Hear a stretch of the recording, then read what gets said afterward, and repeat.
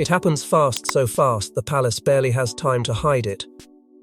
Princess Catherine steps in and stops King Charles from removing William's duchy rights, and suddenly the monarchy isn't a symbol anymore. It's a battlefield. Because this isn't about tradition or paperwork.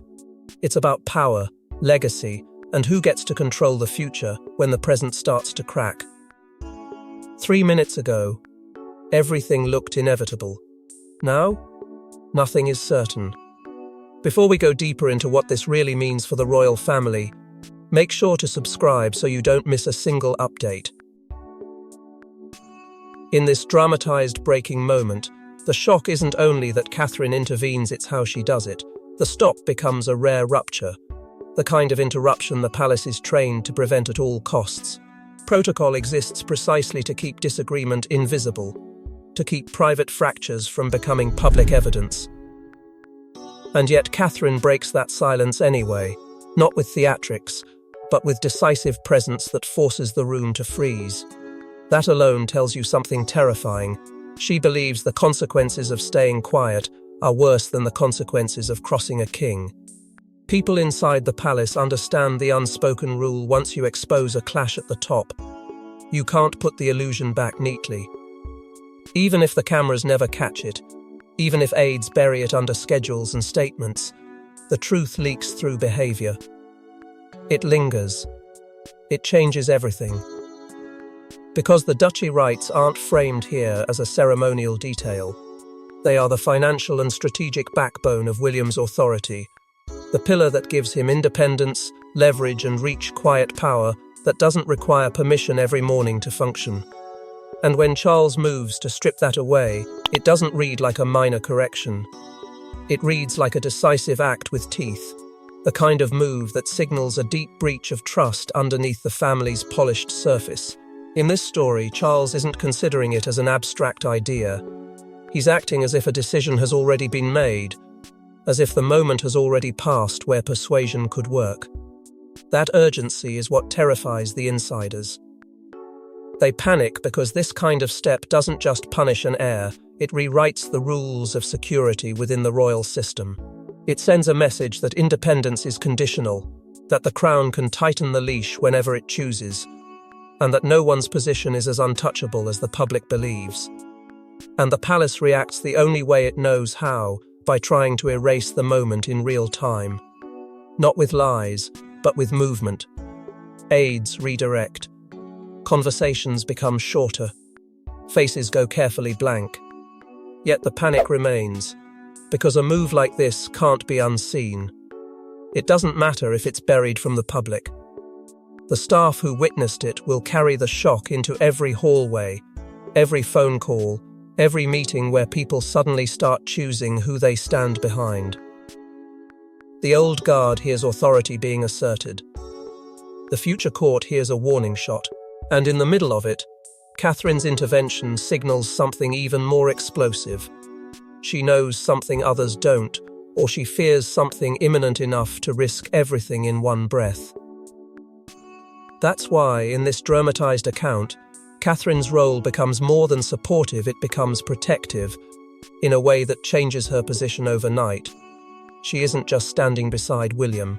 She is blocking a process that could permanently weaken him, and by extension weaken the future she has built her entire life around. The emotional stakes cut through the political ones. This isn't only about titles and rights. It's about safety, stability, and what happens to a family when the crown decides one of its own is a risk to be controlled. William's authority, his autonomy, his ability to act without being cornered, those are what hang in the balance. And if Charles is willing to move against his heir in this way, then the question becomes painfully personal. What has happened behind closed doors that made a father choose the machinery of monarchy over the bond of blood? Then the cliffhanger arrives like a whispered blade sliding into the story. The palace begins murmuring that the king wasn't acting on impulse at all, that he was acting on a sealed recommendation.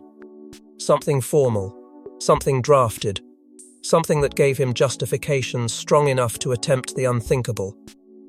And once that rumor spreads, the atmosphere changes from stunned to terrified. because sealed recommendations don't appear without a motive, and motives, inside royal walls, are rarely clean. And once you understand what the Duchy really means, the next question becomes unavoidable: why would King Charles even consider stripping William of it? Most people hear Duchy and imagine ceremony. But the Duchy is not a ribbon-cutting role. It's money. Influence. Reach. Independence. The kind of independence that makes an heir dangerous to anyone who wants total control. So when Charles moves to remove William's duchy rights, it reads like something far darker than discipline. It reads like containment cutting the oxygen to a future king before he can breathe. In this dramatized investigation, the duchy becomes the real heartbeat of the conflict. Because it isn't tradition, it's autonomy. It's the quiet engine that allows William to operate without constantly asking permission, the strategic power that gives him reach beyond palace corridors, the financial backbone that turns an heir from a figurehead into a force. And that's precisely why it can also become a pressure point. The monarchy, for all its rituals, still runs on leverage, and the monarch's ability to interfere becomes a hidden pressure valve rarely used, never casually threatened, and always loaded with consequences. If you can tighten that valve, you can squeeze independence without ever admitting you're doing it. You can frame it as responsibility, as oversight, as good governance. But what it actually does is punish or prevent an heir's influence from growing into something uncontainable. That's why Catherine's intervention in the previous moment feels so urgent in this narrative. She isn't stopping a technical adjustment, she's stopping an irreversible chain reaction. Because once duchy rights are touched, the precedent is set. The future can be disciplined by the present. The heir can be weakened through procedure. And inside the palace, everyone understands what that means. This isn't a small family disagreement, it's a signal flare. Old guard versus future court. Authority versus inheritance. A message to every faction watching: the king still has tools that can cut deeper than words. And then the story tightens, because palaces don't swing at an heir without an excuse that sounds respectable. That's where the rumor of an audit enters like a ghost with sharp teeth, an official-sounding justification that can be waved like proof even when the public never sees the details. An audit is perfect because it sounds neutral, rational, inevitable. It makes punishment look like administration. It turns power into paperwork. And once that rumor spreads, the question stops being whether William did something wrong and becomes whether the accusation is being engineered to create permission for something pre-decided. In royal life, the most dangerous attacks arrive wearing the mask of procedure. A sealed briefing begins circulating, carefully worded, heavily restricted, and allegedly written to look neutral. But neutrality is a costume. Because the briefing doesn't just raise concerns, it creates a pathway to remove William's duchy rights as if it's responsible leadership, not a power strike. And the most chilling part? William may not be the only target. The briefing is framed as governance, but in this dramatized telling it reads like a prosecution document, every sentence designed to sound calm, while quietly cornering the reader into one conclusion. It suggests risk, instability, reputational exposure tied to duchy operations, and it does so with the kind of language that makes resistance look reckless. William's camp senses the setup immediately. Questions arrive after decisions are already drafted. Consultations appear only once the outcome is practically written. And urgency is injected like poison: act now, or lose control, pushing Charles toward action as if delay itself is a danger. The timing is the trap. Release it when the palace is tense, when the public is restless, when loyalty is fragile, and anyone who objects can be painted as disloyal to the king or careless with the institution. It's governance as a weapon, procedure as camouflage. And that's where Catherine becomes the pivotal figure again, not just emotionally, but strategically. Because she sees the shape of the ambush. She understands that once the briefing becomes the official story, truth won't matter as much as momentum. So she moves like someone trying to stop a train before it reaches a point where it can't be slowed.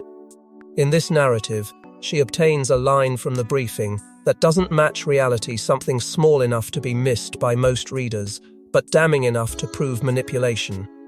A detail that exposes intent. A crack in the polished surface that shows the briefing isn't neutral at all, it's crafted to justify a strike.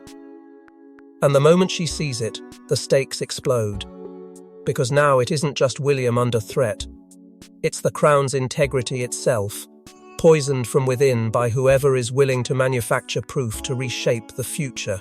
And if an audit or something like it was the excuse, then we have to ask, who prepared the case against William? And what were they trying to achieve? And once Catherine sees the manipulation, the story shifts, because now it isn't just William under threat, it's the crown's integrity itself. Catherine doesn't fight like a politician. She fights like someone protecting a future she refuses to let be stolen. So when she blocks Charles, it isn't emotion, it's strategy. It's the moment she chooses consequence over comfort. Because she knows one brutal truth: if William loses the Duchy, he loses leverage, safety, and independence. And once independence is gone, control becomes easy, and punishment becomes quiet. In this dramatized psychological thriller, Catherine isn't loud, and that's what makes her terrifyingly effective. She plays the role the palace has always encouraged her to be: the quiet stabilizer, the calm presence, the reassuring face, but behind that poise is a mind that sees danger before it explodes. She understands optics like a language, and she knows this moment can't become a public catastrophe. That's why her intervention is surgical. She doesn't accuse, doesn't grandstand, doesn't turn the room into a circus. She asks questions.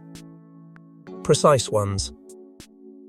Questions that sound respectful but cut straight through the briefing's polished surface, exposing its weak joints one by one. What is the legal basis? Why now? Who drafted the recommendation? Why is the urgency framed as absolute when the facts are still disputed?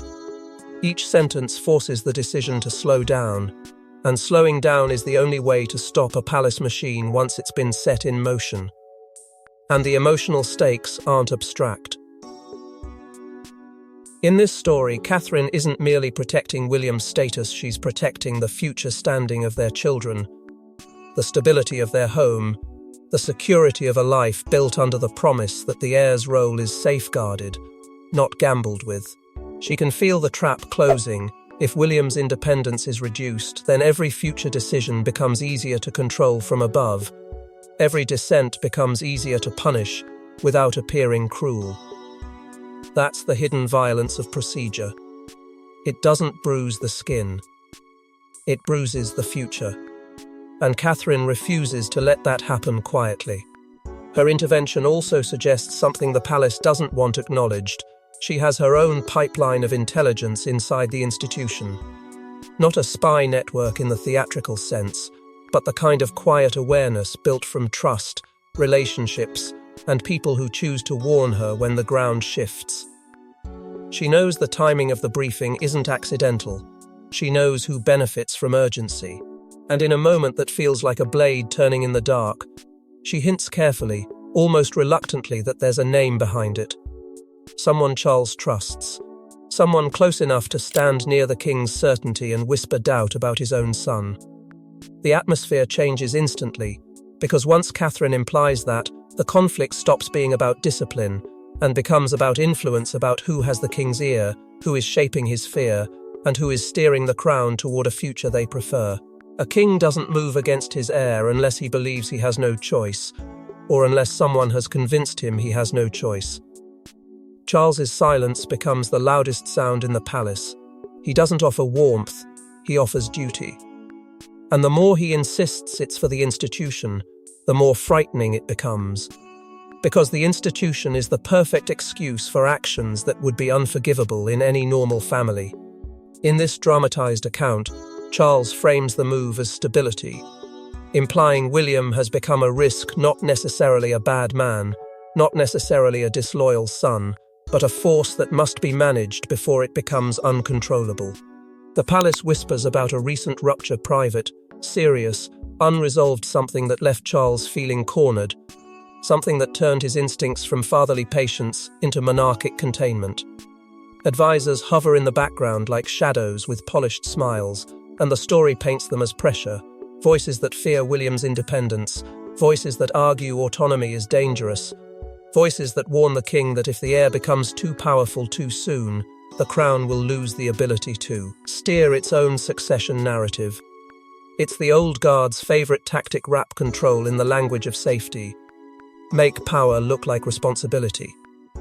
Yet the human cost is unavoidable, and Catherine's presence forces Charles to confront it even when he refuses to admit it.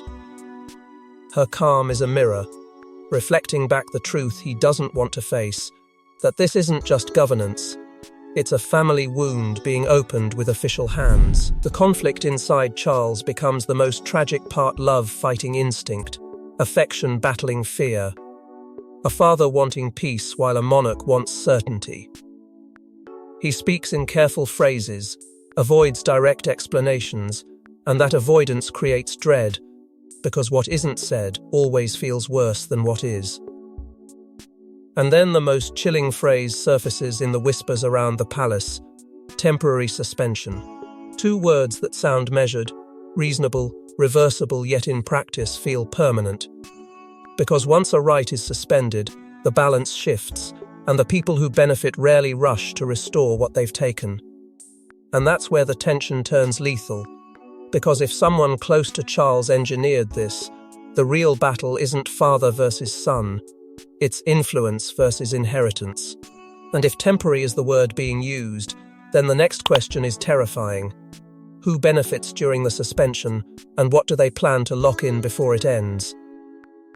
The palace doesn't erupt with shouting, it erupts with alignment. One call goes unanswered, one meeting gets moved, one aide suddenly can't confirm availability. That's how you know war has started. Behind the velvet curtains, the old guard rallies around the king's authority, while the future court closes ranks around William and Catherine. And in the middle, staff forced to choose sides without saying a word. In this dramatized spiral, the split happens in whispers, not speeches. Senior aides form camps the way water finds cracks, quietly, inevitably, and with devastating speed. Access becomes the real currency. Who gets near the king? Who controls the diary? Who decides what papers reach which hands? One side guards Charles like a fortress, insisting order must be protected even if it means tightening every gate. The other side moves like a rescue operation, racing to protect William's legitimacy before temporary suspension turns into a permanent weakening dressed up as procedure. And Catherine becomes the most complicated figure of all, because to some she is a bridge, the steady voice trying to prevent a catastrophic fracture. To others she is a barrier, the person standing between the king and the decisions certain advisors were already preparing him to make. Her calm doesn't soothe everyone. For some it threatens them, because calm suggests control, and control suggests she knows more than she's admitting. As the private hostility sharpens, public unity is maintained like a mask held tightly in place. Smiles remain. Courtesy remains. The palace does what it always does, it performs stability. But beneath that performance, rumours bloom about replacement figures being positioned, quietly, subtle shifts in who gets invited, who gets briefed, who gets seen near power. The old guard begins testing alternatives, not openly, but through suggestion, contingency planning. The future court sees those hints and hardens its defences. Every movement becomes interpretive, every appointment becomes a signal, every delay becomes a warning. And when a staff member chooses one corridor over another, people notice, because in a palace at war even footsteps feel political. Then the cliffhanger lands, an internal leak appears. Not a public announcement, something smaller, sharper, and far more dangerous, because it sounds like it came from inside the machine. It suggests the conflict is about more than duchy rights. That changes the temperature instantly, because if this was truly only about governance, it could be managed with paperwork and time. But if the leak hints at deeper motives, control, succession optics, private accusations, then the palace is no longer managing a dispute. It's managing a threat to its own credibility. And once the leak exists, it can't be resealed. It becomes a moving object, passed hand to hand, rumor to rumor, until it's no longer a private crisis. It becomes a public hunger. A royal crisis is never just about truth. It's about who controls the first story. Within hours, sources flood the press, some painting William as reckless, others calling Charles desperate, and a third group framing Catherine as the unexpected power player. Every headline becomes a weapon. Every silence becomes guilt. And the most unsettling part? The leaks feel coordinated, like someone is shaping the public into a jury, before the evidence even appears. Now the war shifts arenas, and it gets uglier because it becomes emotional. Competing narratives explode at once, William as threat versus William as victim of sabotage. Catherine as peacemaker versus Catherine as interfering strategist. Charles as steady guardian versus Charles as fearful father losing control. The public's appetite for scandal turns those narratives into a bonfire, making neutrality impossible. If you defend one, you're accused of hating the other. If you ask questions, you're labelled disloyal. And inside the palace, PR fractures in real-time contradictory signals, mismatched briefings, carefully placed clarifications that only deepen suspicion because they sound like panic wrapped in politeness. Donors and institutions begin to feel the tremor too, the fear of instability and reputational spillover. Suddenly, money, partnerships and influence are affected, and that's when the palace realizes perception can destroy faster than any decree. Then comes the leak that changes everything. A suggestion that a private confrontation happened before Catherine stepped in.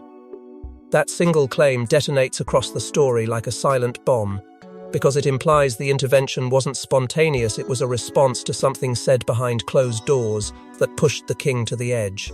And once the public believes there was a confrontation first, every detail is reinterpreted. Catherine didn't interrupt a process, she interrupted a verdict. Charles wasn't reviewing options, he was enforcing a decision. William wasn't being audited, he was being cornered. And once the leak hits, the crisis leaves the palace and enters the public arena, where perception can destroy faster than any decree. And if there was a confrontation before Catherine stepped in, then we have to ask, what was said behind closed doors that pushed the king to the edge? This is the part no one wanted exposed. The private confrontation where father and son didn't just argue, they revealed what they truly believe about each other. In this dramatized account, Catherine hears something that changes her instantly. A sentence, a threat disguised as duty, a decision framed as necessary. And in that moment she understands the danger isn't emotional, it's structural. And it's about to become permanent. In this fictional reckoning, William challenges the legitimacy of the briefing with the kind of controlled fury that comes from feeling cornered by paperwork that was never meant to be neutral. He doesn't beg, he interrogates.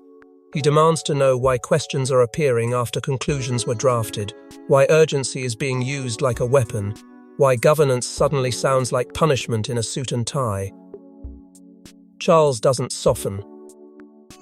He doubles down on authority, not because he enjoys it, but because he believes he must. And that's where the clash becomes unbearable, because Charles uses the language of duty, the sacred vocabulary of monarchy, and William hears it as a blade. For the institution, for stability, for the good of the crown.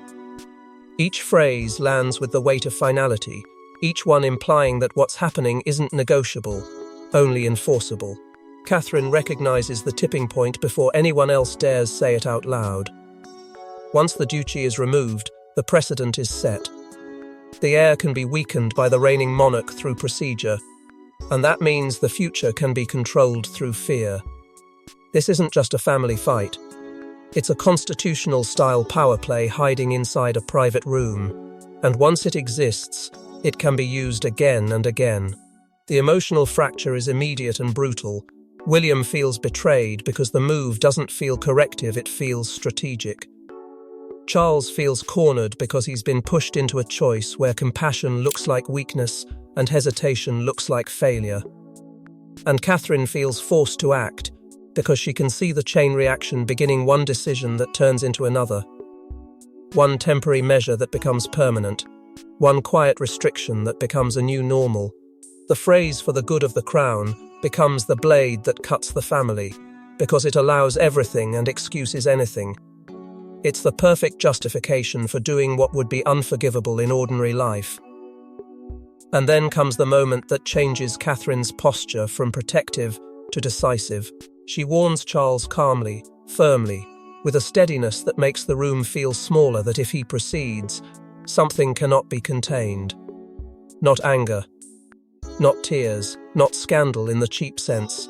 Consequences.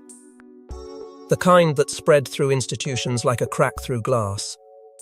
The kind that makes allies panic and enemies advance. The kind that outlives apologies. And in that warning, there's an unspoken message: you can remove rights, but you can't remove what that removal will unleash. The intervention stops the decree, but it doesn't stop the war. In the aftermath, the palace shifts into a new hierarchy without announcing it. People move differently, speak differently, protect differently. The king may still hold the crown, but the future has begun acting like it can't wait, and Catherine's choice to block Charles becomes a point of no return, because it proves the future court will fight back. The Duchy rights remain for now, and that "for now" becomes the most dangerous phrase in the palace, because it signals a ceasefire, not peace. Charles's authority is bruised, he is still king, but the world inside the palace has seen that he can be stopped. William's independence is defended, yet it's also exposed, because anyone who tried to take it once might try again, only smarter, quieter, with better timing. Catherine's influence rises sharply overnight. Some admire her as the stabilizer who prevented an institutional disaster. Others fear her as the power that dared to challenge a king and lived to tell the tale. And while the public mask remains intact, the old guard scrambles behind the scenes to regain control through procedure and optics, new briefings, rephrased talking points, tighter schedules, carefully managed appearances meant to suggest unity while privately preparing for the next move. That's when the story hints at something colder, a Phase 1 containment plan, as if the palace is treating this crisis like an operation rather than a family rupture. Phase 1 doesn't have to win the war, it just has to limit damage, control access, and prevent the future court from gathering momentum. But the closing whisper is the most chilling of all, because it suggests the next target isn't William's rights, it's who controls Charles's decisions. If you can't remove the Duchy, then you remove the influence. You isolate the king, you tighten the circle. You decide who speaks to him, who briefs him, who frames his options. And once that happens, the battlefield shifts from titles to minds, from papers to persuasion, and the monarchy becomes a contest not of law, but of proximity. And when Catherine says it can't be contained, she's not talking about emotions, she's talking about consequences that will outlive this reign.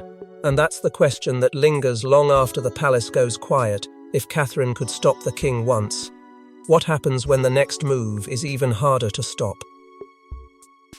Thanks for watching. Please don't forget to like and subscribe, and we will see you in next one.